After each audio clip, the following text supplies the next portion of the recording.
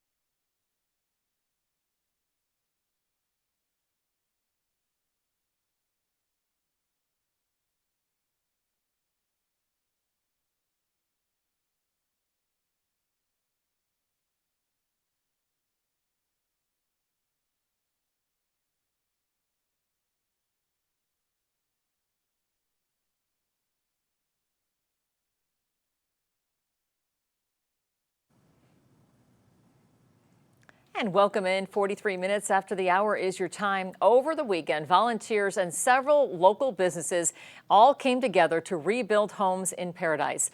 About 25 volunteers with Habitat for Humanity helped build fences, sheds, and irrigation around homes on Gardner Avenue. One woman works in real estate and told us why home ownership is so important. If we can help families get into their own home for a sense of security, what a safe place to raise your family is to own your own home, and a real first step to financial independence. So I have believed in home ownership for over 40 years. It's what I do for a living, and I definitely believe getting women head of households and all families into their own home. Now, the walls are built with a fire-resistant material called insulated concrete. Habitat for Humanity expects all 3 of these homes on Gardner Avenue to be complete by June or July. Beer Camp returned to Chico after a 3-year break. More than 7,000 people came out to Sierra Nevada for the 2-day event over the weekend. And many people there told us this was one of the first large events they've been to with their friends and family since the pandemic. This is my first time here, and it's really fun seeing everyone out and all our friends, and actually getting out to see everyone has been a lot of fun. Sierra Nevada just has great events. Like, we're super lucky to live here with a place that throws such fun events that we get to have with our friends and enjoy the outdoor weather and some good beer, and yeah, just have a great time. We're super lucky as a community. People from throughout California came to the event, with some traveling from out of state. It provided a big boost in sales for local restaurants and hotels. Bears, they have been visiting a neighborhood between Sacramento and San Francisco, and people who live there say it's rare for the animals to be around their homes until now. As Shantae Passmore reports, they've been close enough to be caught on camera. Early Friday morning, you can see a bear on the move captured on this Ring video. When it doesn't find what it wants, it moves to the side of this house. The homeowner, who asked to remain anonymous, shows us it left these scratches when climbing his fence. The sightings has neighbors near Wood Creek Park buzzing. I'm really amazed that bears would come down this far. I believe that it's going to happen more and more. The Bear League says wildfires are partly to blame, forcing them out of their homes in search of new ones and food. In recent days, CBS 13 reported bear sightings in nearby Vacaville. But what could make these unwanted guests turn into nuisance neighbors that don't go away? Gotta lock up the trash. No bird feeders. If there's bird feeders in your yard and the bears are around, they're going to come and find that. Fairfield police are warning the same goes for pet food left outside. The department received so many sighting reports recently, it addressed concerns on social media Saturday. Neighbors say it's a wild encounter they didn't expect. If we were camping, it'd be one thing, but this is new, so I can't imagine how you prepare for something like this. The advice from wildlife experts: don't give them a reason to stay. Incredible video. That was Shantae Passmore reporting. Bryant said the bears may stick around the area. Well, now it's time for Mr. Food with a baked bean recipe you may want to try. This Mr. Food segment is brought to you by Gino's Kitchen and Appliance Center. The other day, a few of us in the test kitchen were chatting about what makes really great baked beans. And as you can imagine, everyone seems to have their own opinion, which kind of varied based on where they grew up. For me, since my parents grew up in Boston, as a kid, I only knew about Boston baked beans. What makes these so unique is that they use navy beans simmered in a sauce accented with salt pork and molasses. Callie, on the other hand, grew up with baked beans that started with tomato or sometimes barbecue sauce that was sweetened with brown sugar and had bacon in it. Well, after lots of discussion, we decided that today we're going to make them Southern style. All we have to do is combine some canned kidney and cannellini beans that we've rinsed and drained, along with some chili sauce, ketchup, chopped onion, brown sugar, and a bit of mustard. After this is mixed well, we spoon it into a baking dish and let it simmer in the oven until it gets all thick and bubbly. What sets this apart from other baked beans is the combo of the brown sugar with the chili sauce. So right after the news, why don't you go online and get the recipe for our Southern baked beans so you can taste test these against the ones you grew up with. I'm Howard with Kelly in the Mr. Food Test Kitchen, where today we found a bubbling hot way for you to say, ooh, it's so good. It's hot, don't burn yourself. This Mr. Food segment was brought to you by Gino's Kitchen and Appliance Center.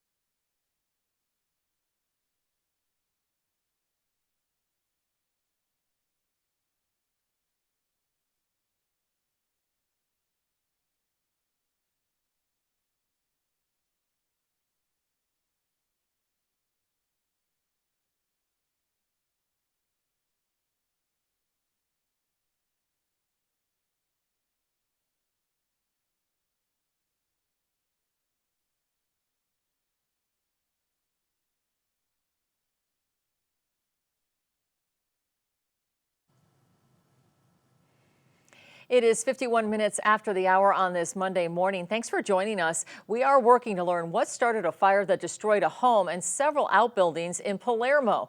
It broke out Saturday in a neighborhood on Palermo Road, just east of Highway 70. And you can see the flames burning through several structures. The fire destroyed 3 properties and burned a total of 2.5 acres. A drug and weapons arrest in Reading. Police pulled over Sean Chesso in the area of Bonneview Boat Ramp and Indian Wood Drive for a traffic violation. They say a search of his vehicle turned up a handgun, ammunition, drug packaging materials, and about 1 ounce of suspected cocaine. Chesso was arrested on several charges and driving with a suspended license, plus he had a warrant for his arrest. Deputies in Lassen County arrested a burglary suspect accused of robbing a person at gunpoint. This happened Saturday at a home on Center Road. Deputies used thermal imaging to track down the suspect hiding in a creek bed and took him into custody. There was a rough landing Sunday at the Chico Airport. Chico Fire Department said the front landing gear of this plane failed yesterday. There were no injuries, and after they cleared the plane from the runway, business went back to usual. A plane went up in flames on this bridge in Miami. Firefighters say the plane hit at least 1 car Saturday before crashing and bursting into flames right there on the bridge. The crash injured at least 6 people. It's unclear what caused the plane to crash. A food truck explosion at a seafood festival in Florida sent 1 person to the hospital. Vero Beach police are investigating whether a gas leak might be behind this mishap on Saturday. 1 festival goer was severely burned in the explosion. The Florida State Fire Marshal's office is looking into the exact cause of that explosion. Straight ahead on Action News now at 5 a.m. Clouds increasing this morning, but not much relief from the heat ahead for today. So what do you need to know if you're working outside? Got the forecast just for you coming up right after this.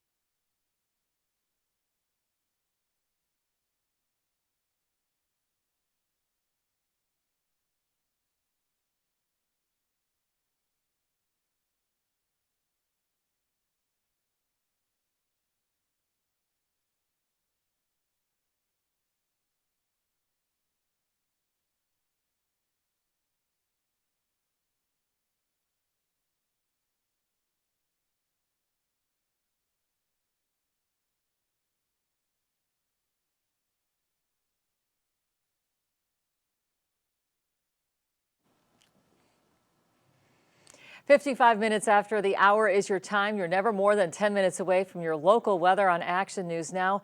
Court, I got to be honest, I'm a little behind on the yard work because it was a little too warm. I'm not used to this warm weather to do a lot of outdoor activities just yet.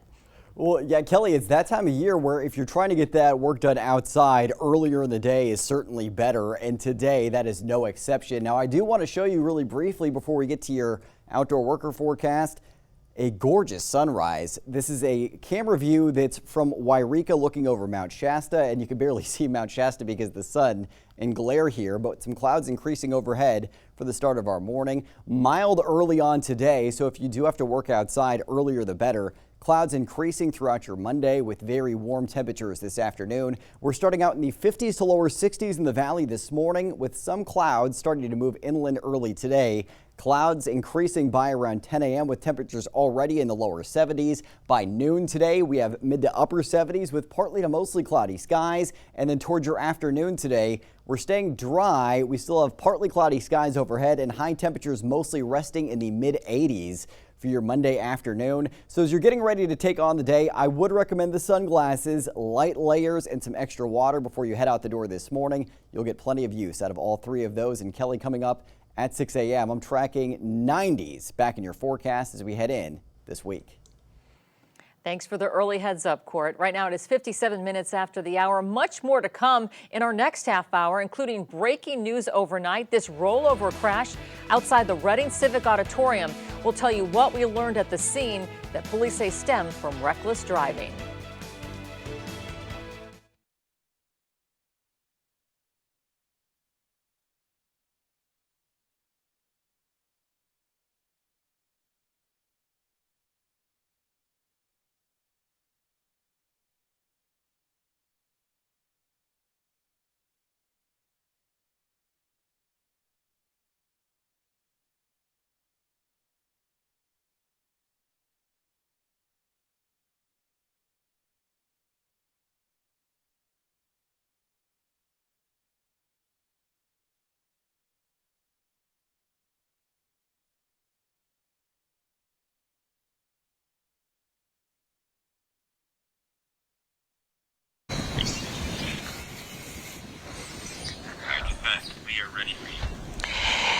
Kelly, they need to know that in less than 4 hours, this road